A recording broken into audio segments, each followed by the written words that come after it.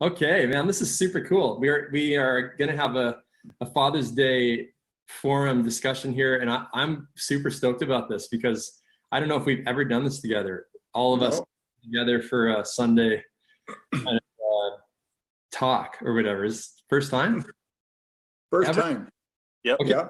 Let's not assume anybody knows who we are, even though our names are on the screen. Just realized that. Let's introduce each other.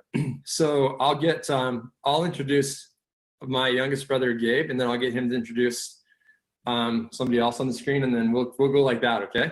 Sound good? Sure. So this is my younger brother, Gabe. He's the guy right below me. I'm not sure if it'll actually record this way, but the guy with no hair. Well, that doesn't.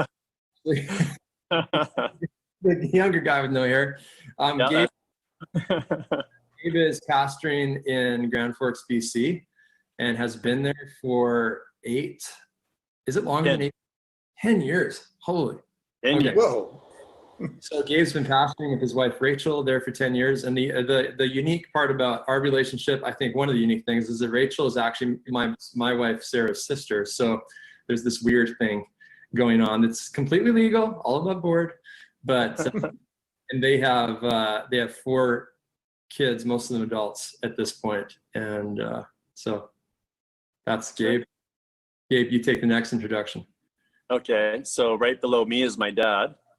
His name is Gordon Warner, and he has been pastoring up in Dawson Creek for 26 years, 20 years, a long time. Of course, he's been in ministry now for 4 decades, has it not? Or 5? Almost 5. Almost 5 decades of continuous ministry, which is absolutely mind-boggling. That's simply awesome. So he and my mom are both pastors up in Dawson Creek, and they have 3 boys. And you can hear their voice on the screen right now, and you can also see where I get my lack of hair from if you look at my dad. I come by it honestly, and I tell my boys, you're going to come by it honestly as well. Yeah, so, cool. And I have below me my older brother, Tony. And Tony and I are about 1 year and 4 months apart as far as age. Tony is just a little bit older than me. And Gabe is actually, I'm the middle guy. Gabe is 1 year and 1 month younger than me. So we're all 3 like super, super close in age. But Tony is pastoring up in Fort St. John, British Columbia, has been there for 19 years, 2001, right? Isn't that when you went up there? Oh, it's 2003. 2003, okay. So, but he's been pastoring there since 2003, and he has 4 kids, all adult kids now, and 3 grandkids, correct? Yeah. Yeah. Yeah, but so Tone's the oldest one, and he was the guy that was the responsible one growing up that would be the one. Mom and dad left town, he was the one that made sure all the dishes got done, and I would say Gabe and I used that responsibility to our advantage to get away from having to do a lot of chores over the years. But yeah. And so last but not least is my middle son, Rich, and he is currently pastoring in Ferndale, Washington with his beautiful wife, Becky. They have 5 children, so they broke the mold. All the other 2 boys have 4. They have 5, and their second oldest just graduated from school. Kind of different, but not having a regular ceremony, but they just graduated from school, Taylor. And so he doesn't have any marriage yet. Got 1 boy and 4 girls. But the big thing about Rich is he was in Dawson Creek for 9 years. And so a lot of our people in Bethel, you'll remember Rich, and all of his children were born in Dawson Creek as well. So Rich has been in Ferndale for 10 years, right? Yep. I think 10 years. Yeah. And so he's doing well down there. And so we're excited to be with you. So this is going to be a good time. I completely forgot to mention that Tone's been married for how many years now? 24 to Sarah? Man, you had to do that to me. I don't even know. Okay. Dog. Coming on 27 years. 27. Oh my goodness. Okay. 1993. Yeah. It's really cool. So our churches, we're just assuming you guys are all watching. I pastor Evangel Chapel in Fort St. John. Rich, you pastor Christ the King Ferndale in Ferndale, Washington. Dad's at Bethel Pentecostal Church in Dawson Creek. And Gabe is at, I always, River Valley Community Church. why do I always Riverside? River Valley. You and everyone else. I've heard Riverside. I've heard Kettle River. I've heard just everything. I don't feel so bad, but No. we just want to say we're excited about kind of letting everybody in a little bit onto our story a bit. One of the things that I find to be super remarkable about our family, I think, in this setting here, is that all of us are pastors and have all walked into that. And over the long haul, I mean, it seems like in our culture and day, it's one thing to pastor, but it's another thing to pastor on the long haul. And there's such an attrition rate, people that start off and then don't stay in the ministry, but we all have over the long haul and have been in our churches actually for quite a while. Rich, how long have you been in Ferndale? Is it 10 years? Yeah, September 2009 was when I started. I wonder if I could just steer the conversation to this kind of question, and I think it's kind of what we were talking about ahead of time. But when we, and I know this is going to be, Dad, this is going to be more, we're going to speak about what we received growing up in your home, and maybe fathering moments that stand out to us and how it's impacted our lives as fathers, and then you just push in however you want to. But when Rich gave in, when we look at the example we have, what would you say were some of the lessons you learned from Dad, and obviously Mom's a part of this, but that have kind of carried into your world as fathers? In a world that there's so much dysfunction and there's not a lot of good examples. I think we all probably we recognize how unique what we have and experienced is. Mm-hmm. You can have this conversation. Yeah. Go ahead, Gabe. One of the things that I really picked up from Dad was the adventurous spirit that Dad has. Dad was always getting us out into the bush. I just remember going from Port Ellis all the way to Bella Coola, having never been there before, and literally discovering it for the first time with Mom and Dad. Like, it wasn't like they had gone down beforehand and scoped out the place, made sure, at least not to my knowledge anyway, scoped out the place, made sure everything was going to be according to what they liked and enjoyed, and were in the church for a while, got to explore housing in the area and make sure the housing was adequate, and what the amenities were of the town, or just all of those things that seem to be really normal when you're moving for a lot of people, but that just didn't. And if it did, I just was maybe too young to even know. I think I was 10 years old when we moved to Bella Coola, but I just remember the whole adventure of it. Like, just we're picking up as a family. And all of us are going to where there's grizzly bears. All of us are going to where there's this big river where there's fishing and there's hunting, and there's just all this adventure that's just kind of waiting for us. And so that's definitely one of the things that I've carried on in my life and in my parenting, is constantly trying to keep that sense of adventure in our lives, and not settling for a comfortable, cushy life, but really getting out. And I know adventure looks different for everyone, but for us, it's really added so much life to our family when we experience adventure together. I mean, when we get around the table, we will often talk about the adventures that we've had as a family. And so that's one of the things. Another thing that I really picked up from Dad as far as being a father. And I hope I'm still on topic here. But another one of the things was just how light Dad always has been. It's hard for me to remember a stressed out dad. I always remember a dad that's laughing, that's making light of situations where people would maybe disagree with him in something, and he just laugh it off, or just like not in a disrespectful way, but just in a light way. Always, never seeming like this burdened down person that was constantly under this yoke of ministry.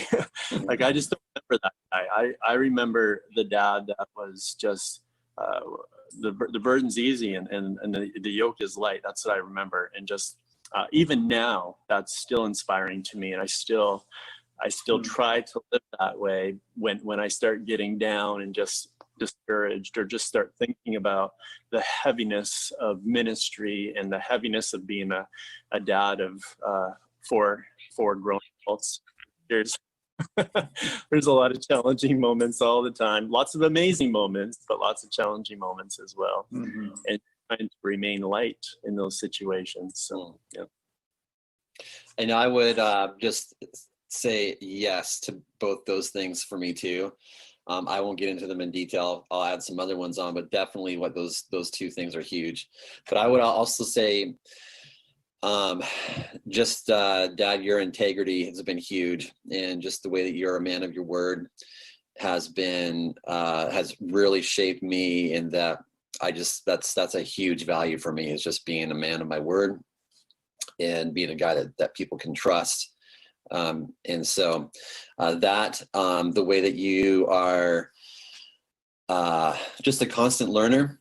I remember all the John Maxwell tapes, listening to John Maxwell. Enjoy. And all of our road trips. And I think, I don't know if you were intentionally doing it at the time, but I really think that had a lot to play in shaping us too. I know you're listening to them for your own personal leadership growth and development, but those things definitely, I think, shaped us as we're driving along in the Suburban on some road trip, listening to Maxwell. But the other thing too that kind of ties into John Maxwell is that you had this John Maxwell quote that you were always saying, "I don't have to survive." And it was this mentality that my identity, who I am, is not rooted in my job. It's not rooted in my ministry and Yeah. whether or not things succeed or don't succeed. I don't have to survive. I'm a child of God. I'm a follower of Jesus at my core. I'm loved. And so I would say that hasn't always been true for me. I mean, there's times where I've definitely got way too attached to the actual job, and that has, my identity has been shaped around that. But I definitely have that phrase that you had, that was like your one of your mottos, "I don't have to survive," is that definitely plays into how I lead. And so, but yeah, no, there's a lot of things, but those are three things that definitely jump to the surface right away as far as how Dad's fathering has impacted me and shaped me as a dad. So cool. I was just thinking of, I mean, obviously totally agree with everything you guys are saying. Like, it absolutely resonates. But I was thinking, Gabe, as you were talking about the positivity and finding the adventure, and I was thinking, Dad, like where you and Mom have pastored, it's interesting to me, like from Peach Springs, which Sarah and I went to Peach Springs a few years ago to find, where is this place that like that's where I was conceived, right? Was I conceived there? Somewhere. Yeah, way to put it. And so we were all born in the States, because it was from Peach Springs, and then to Bishop, California, then to Port Allen. Port Where- Hardy, yeah. You know, like Port Hardy, what else? we went to Peach Springs, and it's literally, as you drive into Peach Springs, it's this dark little town that just as soon as we went into it, I know there's beauty everywhere, but it didn't seem like the place where you would go to start a mega church. It just like, this is going to be a challenge, and it was a challenging church. And then Port Alice, and then Bella Coola, and now having been a part of some of the leadership that helps find pastors for those places, you realize those aren't the easiest places sometimes to find people. Nope, there's our timer. Okay, ignore the time. But yeah, you guys have gone into these what have been probably difficult circumstances and places where it's hard to find others to go. But you've made it so much fun and so much life-giving that you have our fondest memories in those places. And I don't know, I think it speaks to the posture you guys took in life around just seeing the adventure and seeing the beauty. And I think we all reflect that. I mean, look where we all are now. Ferndale, right?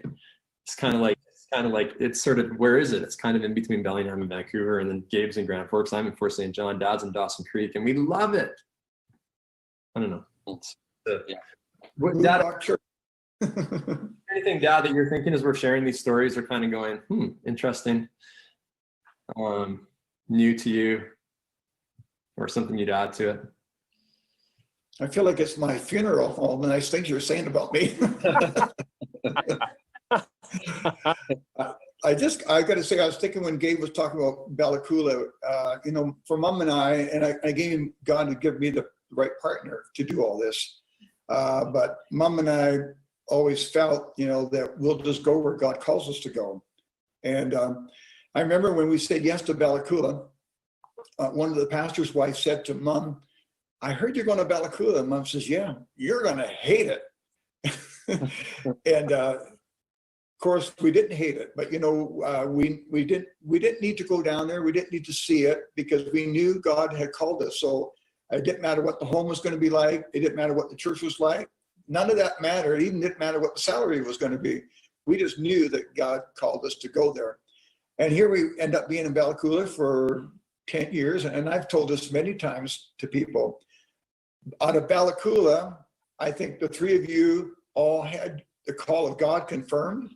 Out of Bella Coola, two of you met your wives in Bella Coola. Out of Bella Coola, of course, Rich started to date Becky. So, out of Bella Coola, we have all those wonderful things that happen. Had I not answered the call of God, if we had not answered the call of God, and of course, it wasn't just Mom and I, but you remember I had a little family meeting. I said, here are the pros and here are the cons, of going to Bella Coola, but let's pray as a family. You guys remember that? Mm-hmm. So we all took 1 week to pray about it. I don't know how much you prayed about it, but we took 1 week to pray about it. And then when we got together again, all of us were in agreement. This is where God was calling us. So when we went to Bella Coola, it was not me saying, let's go whether you like it or not, because you were old enough. Tony was 13 at that time. So you guys were old enough to hear the voice of the Lord and to be a part of that decision-making process. So I think that really helped, and so we all went together to this great adventure, knowing that God had called us to go. And that really, to me, made a huge difference. You had us at fishing. Yeah, the fishing. The Warrior Boys are the reason that there's no fish in the rivers of Bella Coola. The hooligans are back. I had a moment, it was probably in the last couple of years, but we've just always been trying to push into gratitude, just really trying to live there. And I think our culture has just moved so far away from gratitude and to focus on what's not right and what's missing and what's owed me or whatever.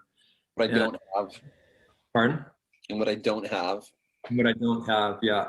Sort of victim kind of mentality that just pervades our society. But so we've been trying to counter push into gratitude. And I was just having a moment where I just like, Jesus, what should I be grateful for? And there was things that I felt were coming to my mind and one after another. But I very specifically at one point, he said, be grateful that you were born into the home of Gordon and Linda Warner.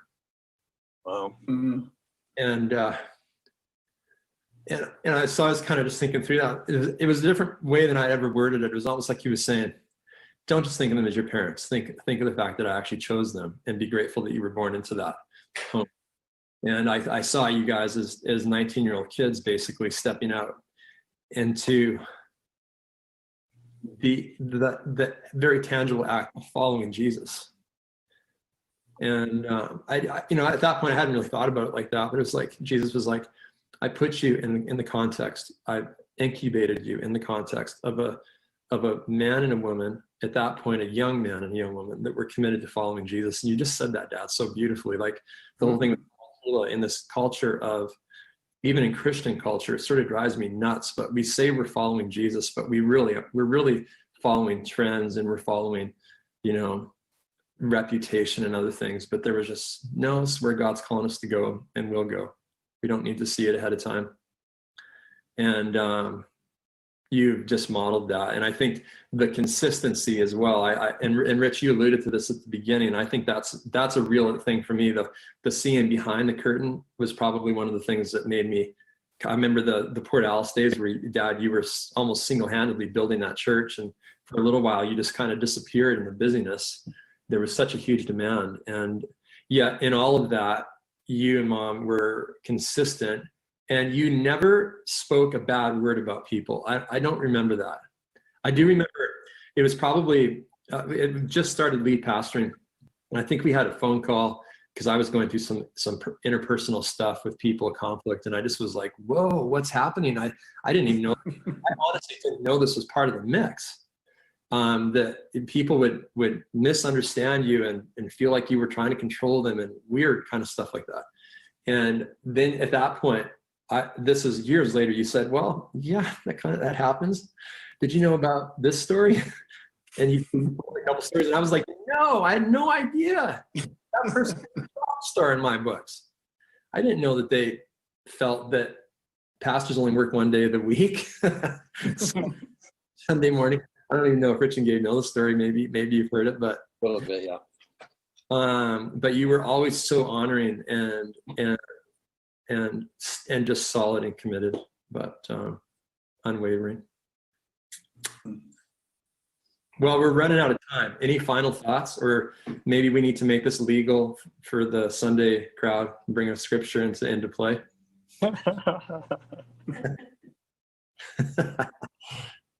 Well, a verse that has come to me often is train up a child in the way that he should go.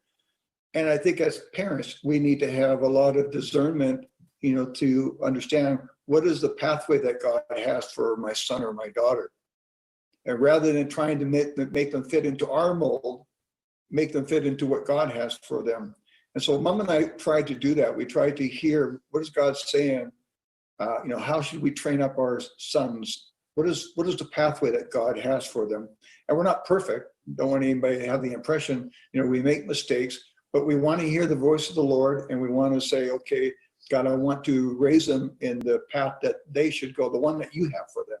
So to me, that has always been a verse that has, resonated in my thinking all the time. What about you guys? I would say probably Psalm 127.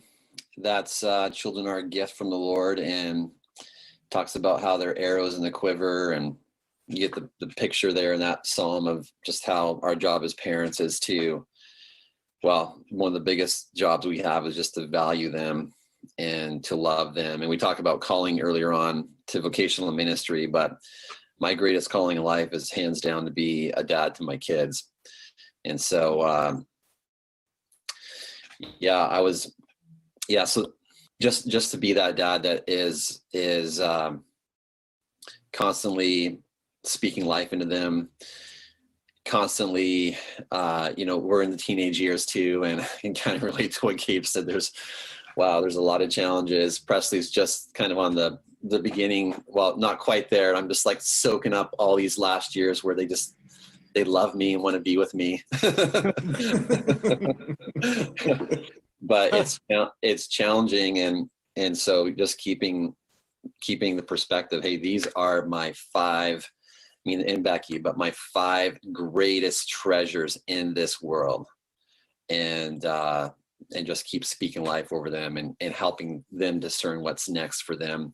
I had Ethan and I sat down last night and went over his last thing for this school year. It's called the High School and Beyond Plan, where you help them figure out what their qualities are and what some passions of theirs are. And it was just fun sitting down with him and going, okay, he's this unique individual that God has a unique plan for, and helping him figure out, okay, what does that look like for him?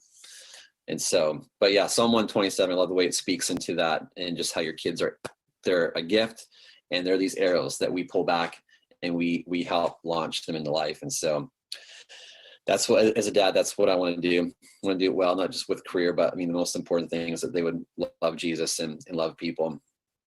So. Wow. My verse that I would share, my verses have changed over the years. So it started off with one thing and moved into another. And I think you guys both touched on some verses that have been a guide that I've leaned on. So I'll just share a couple. The one that is in Ephesians chapter 3, where it says, don't provoke your children to anger.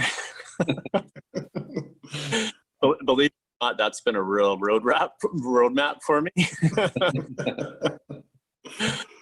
Just because I think that as a dad, part of the way I love my kids is by bugging them, instigating that a little bit. And so I've had to really realize, okay, this is probably not the best thing I'm doing right now.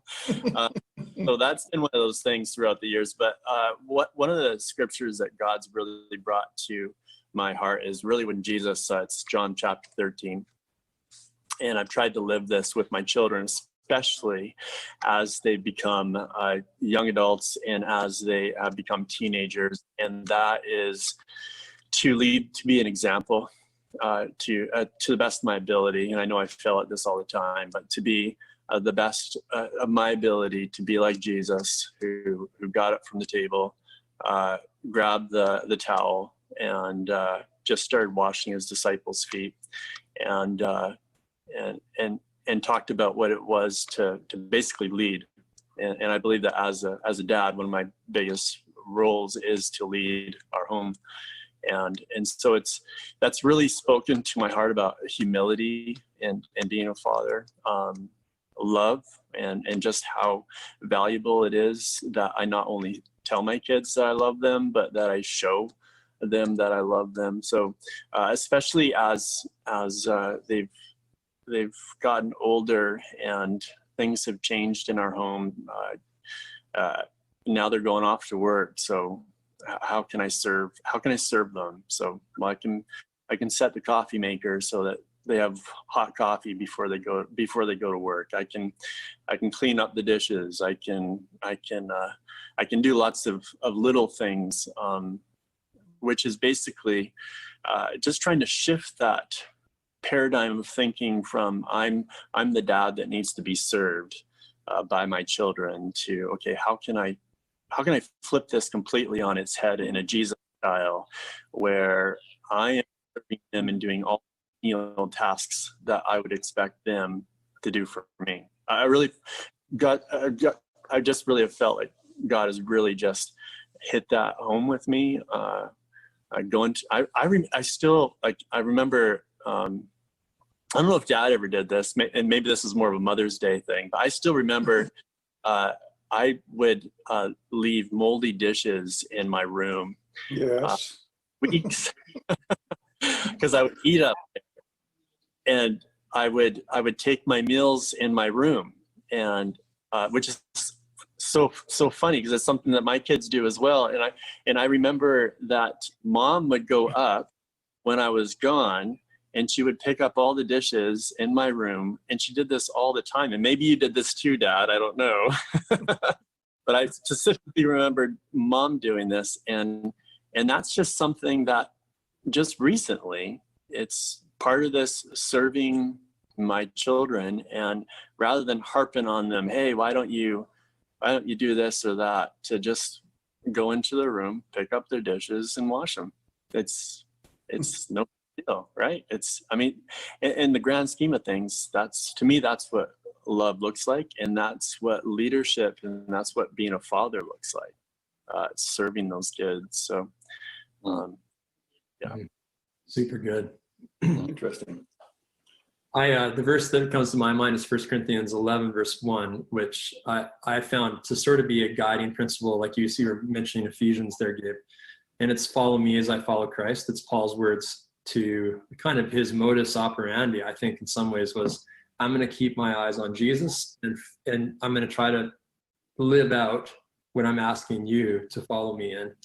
And so I feel like that's been modeled for us by mom and dad, and just this not necessarily preaching at us, in fact, I don't remember that hardly ever happening, really. I mean, like there's some homes that have, like, there's a certain structure they have, but I don't ever remember us very often sitting down and going, okay, let's talk about what it means to be a Christian, or let's talk about what it means to be a pastor. It was lived out for us, and then we would track behind. I hope nobody who's listening gets the idea that life was perfect for us, that there were no issues. Maybe that's part two to this discussion, is all the things we didn't do right, or that we messed up on, and we bring our kids in on that discussion, right? And they would probably need maybe an hour and a half. But the positive, whatsoever is good, pleasing, and praiseworthy, think about this. And we all gravitate there. And I think the reason we do is because mom and dad did with us growing up. Like, it was always pushing towards what can be great, what can be thankful for here, or what is the adventure in this new season. And so it's interesting to me that we even model that now. We're all kind of gravitating to, whoa, this and that, and probably learning a few things ourselves in the journey. Crazy. Mm-hmm. Pretty much out of time. Yeah. Dad, how do you want to close this? Close in prayer. Is there anything you want to say, Dad? Like, give you the final word, the grand poopah? I just want to say, for those who are watching today from the various churches or from wherever, that none of us here are perfect. And if we give you that impression, that's not true. Yep. We are not perfect. The thing that we realize is that we before God, we want to do our best. And I got to tell you, there was a lot of people that spoke into my life. Some like my own parents, Linda's mom and dad, and then people like John Maxwell, Dr. James Dobson. So all these people have had influence in my life, and so we try to pass it on to our boys. So we're not perfect, but God has given us our children, and He's entrusted them into our care, and we just need to say, God, how do you want me to raise these kids that you've given me? So I think Rich is the one that gave that verse, that children are a heritage of the Lord, out of Psalm. So we need to just honor that these children belong to the Lord. How does God want me to raise these kids for Him? So I know our time is gone, so I'll stop there. Well, it's been really cool doing this, guys. I mean, Yeah. It has been. That was all right, hey? It was good. It was fun. I was kind of concerned about how it would go, but I think it went really well.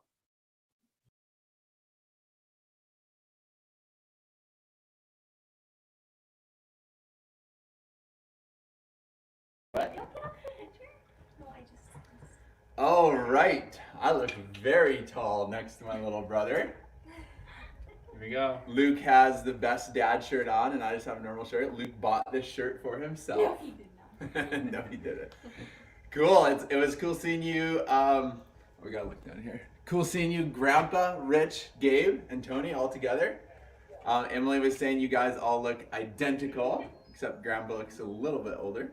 Okay, so we have 3 gift cards. We have a Boston Pizza, we have a Canadian Tire, and we have a Starbucks. Starbucks is open. $50 gift cards. And we already have drawn the 3 winners for them. So drum roll, wherever you're at, on your deck, coops, in your house, Vadim. Drum roll, please. The first winner is Marcus Doucette. Give a round of applause, everybody, for Marcus Doucette. And the second winner is Ian Johnson. Canadian Tire right there. Go buy some Mastercraft tools. And the third winner is Mike Baudouin. Mike Baudouin, you are the winner. So everybody give them a round of applause. Happy Father's Day. Hope Jesus was speaking to you today. We just loved, I was just saying to Tiana, I love how Grandpa, if you're still watching, I love how you were a pastor and all three of your boys just followed in your footsteps. You did something right that you made it look like a good thing. And I think that's super cool. Did you just call your father-in-law a boy? All Grandpa's boys. So we just hope you guys have an awesome Father's Day. Go enjoy the sun and the wind outside. And we'll see you guys next Sunday. Peace out from the Nobles. Ciao.